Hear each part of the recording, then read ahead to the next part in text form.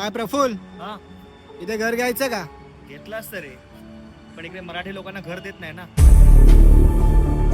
अरे प्रफुल, हा रोडवरून काय झालं? फुटपाथ वरून चालला. फुटपाथ वरून? अरे फुटपाथ तर परप्रांतीला ठेले लावण्यासाठी आहेत ना. काय बोलतोय? हा कसा झाला इंटरव्ह्यू? छान झाला, पण जॉब नाही दिला यार. का? अरे तिकडे मराठी माणसाला नोकरी देत नाही.